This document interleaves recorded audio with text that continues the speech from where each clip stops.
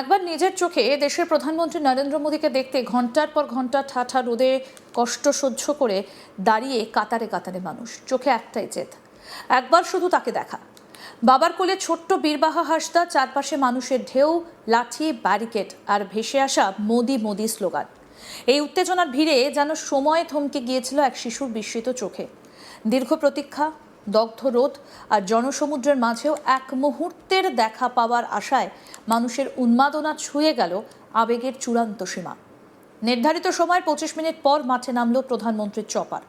বাঁধভাঙা উচ্ছ্বাস নিয়ে হেলিপ্যাডের আরও কাছে যাবার চেষ্টা করলেন কেউ কেউ। লাঠি মেরে তাদের বিরত করল কেন্দ্রীয় বাহিনী। হুগলির তারকেশ্বরের বিশাল মাঠে শনিবার প্রধানমন্ত্রীর জনসমাবেশ ঘিরে সকাল থেকেই জমতে থাকে হাজার হাজার মানুষের ভিড়। দূর দূরান্ত থেকে আসা মানুষজন ভোরের আগেই পৌঁছে যান সভাস্থলে, কেউ পরিবার নিয়ে, কেউ বা একাই। হেলিপ্যাডের চারপাশে বাঁশের ব্যারিকেড, তার বাইরে ঠাসা ভিড়, সব মিলিয়ে কার্যত জনসমুদ্রের রূপ নেয় গোটা এলাকা।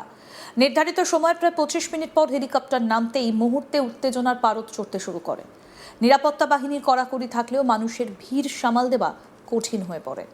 চপারের দরজা খুলতেই হাত নেড়ে অভিবাদন জানান প্রধানমন্ত্রী। সেই মুহূর্তেই চারদিক থেকে ওঠে স্লোগান মোদি মোদি।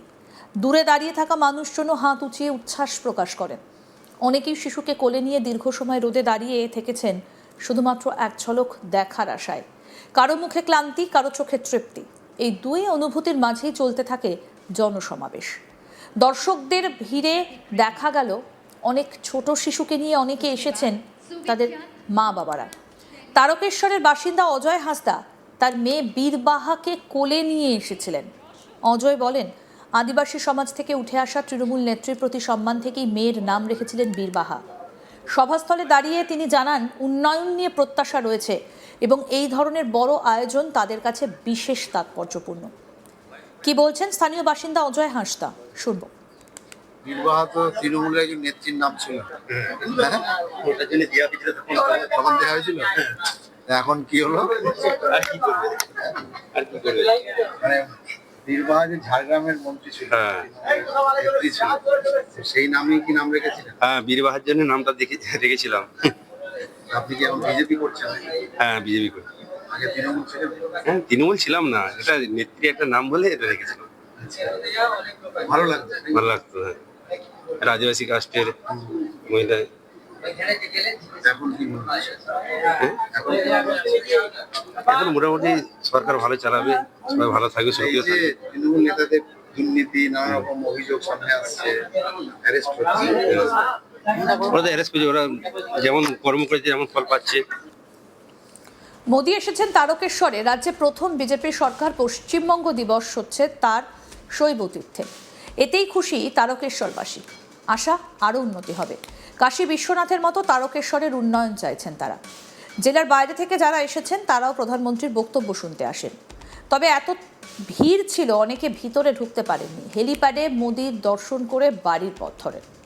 অন্যদিকে সুদূর বাঁকুড়া থেকে এসেছেন প্রধানমন্ত্রীকে দেখতে। একা নয়, গোটা পরিবার নিয়ে এদিন তারকেশ্বরে এসেছেন শিবপ্রসাদ গড়াই। পেশায় চাষ করেন তিনি।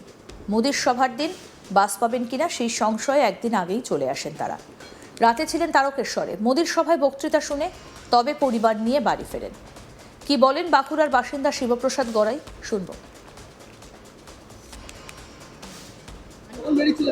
কালকে বিকেলে সন্ধ্যের সময় এখানে ছিলাম, এবার এসেছিলাম, স্টেজ ফেজ দেখলাম একবার, তারপরে এখন আবার যাচ্ছি বলে যে দেখি, আমরা প্রথমবার দেখছি তো, এর আগে কোনোদিন দেখিনি।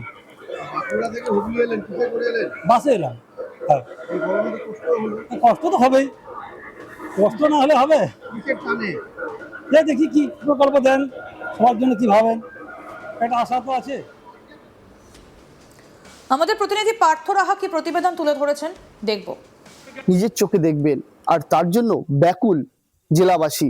শুধুমাত্র জেলাবাসী নয়, এই যে পশ্চিমবঙ্গ দিবস উদযাপন উপলক্ষে প্রধানমন্ত্রী নরেন্দ্র মোদী তারকেশ্বর এসেছেন, সেই জন্য কিন্তু শুধুমাত্র হুগলি জেলা থেকে নয়, আশেপাশের বহু জেলা থেকে মানুষ এসেছেন এবং তারা ভিড় জমিয়েছেন এই সভাস্থলে। হুগলির তারকেশ্বরে প্রধানমন্ত্রী নরেন্দ্র মোদী তিনি যোগ দিয়েছেন তারকেশ্বরের যে পশ্চিমবঙ্গ দিবস উদযাপিত যে মঞ্চ, সেই মঞ্চে। এবং তাকে দেখার জন্য ব্যাকুল যেমন একদিক দিয়ে সাধারণ মানুষ, তেমন কিন্তু ব্যাকুল খুদেরাও। হুগলির যে বালিগড়ি মাঠ, সেই বালিগড়ি মাঠে হেলিপ্যাডের করা হয়েছিল এবং সেই হেলিপ্যাডে কিন্তু চপার নেমেছিল প্রধানমন্ত্রীর। সেই চপার দেখার পাশাপাশি প্রধানমন্ত্রীকে দেখার জন্য ব্যাকুল হয়ে উঠেছিলেন খুদে বীরবাহা। বাবার হাত ধরে এসে পৌঁছেছিলেন যে হেলিপ্যাড চত্বর রয়েছেন তা সেখানে। যদিও পুলিশের নিরাপত্তা বড়াই ঘিরে রাখা ছিল পুরো হেলিপ্যাড চত্বর, তবু এক ফাঁকে একটুখানি প্রধানমন্ত্রীকে দেখবেন সেই আশা নিয়ে কিন্তু ছোট্ট বীরবাহা বাবার কোলেই বসেছিলেন ঠায় রোদে। শুধুমাত্র বীরবাহা নয়, এরকম প্রচুর মানুষ কিন্তু এসেছিলেন এই হেলিপ্যাডের চারিদিকে, যে প্রধানমন্ত্রীকে একবার নিজের চোখে দর্শন করবেন। যে মঞ্চ করা হয়েছিল সেই মঞ্চের সামনে কিন্তু 5খানা হ্যাঙ্গার করা হয়েছিল এবং সেখানে কিন্তু কাতারে কাতারে মানুষ তারা কিন্তু জমায়েত হয়েছে সেই সভা মঞ্চে একবার প্রধানমন্ত্রীকে নিজের চোখে দেখবেন বলে। শুধুমাত্র যে সভা মঞ্চে ভিড় হয়েছে এমন নয়, যে চপার নামার যে জায়গা সেই জায়গাতেও কিন্তু কাতারে কাতারে লোক ভিড় জমিয়েছিলেন, যে চপার থেকে যে প্রধানমন্ত্রী নামবেন সেই দৃশ্য দেখার জন্য। হুগলির আরেক ব্যক্তি গণেশ বাবু, তিনি কিন্তু নিজে হাতে আঁকা পাঞ্জাবি পরে চলে এসেছেন তারকেশ্বরে মোদির সভায়, কারণ তার প্রধানমন্ত্রীর প্রতি টান, তার আদর্শের প্রতি টান তাকে আর ঘরে আটকে রাখতে পারেনি। 2রা জুন এই তারকেশ্বর মন্দিরে পুজো দিতে এসেছিলেন রাজ্যের মুখ্যমন্ত্রী শুভেন্দু অধিকারী এবং তিনি মন্দিরে পুজো দেওয়ার পাশাপাশি তিনি কিন্তু একটি প্রশাসনিক বৈঠক করেছিলেন। সেদিন সাংবাদিকদের উদ্দেশ্যে তিনি জানিয়েছিলেন 20 জুন রাজ্যে আসতে চলেছেন প্রধানমন্ত্রী নরেন্দ্র মোদী এবং এই তারকেশ্বরেও আসবেন প্রধানমন্ত্রী নরেন্দ্র মোদী।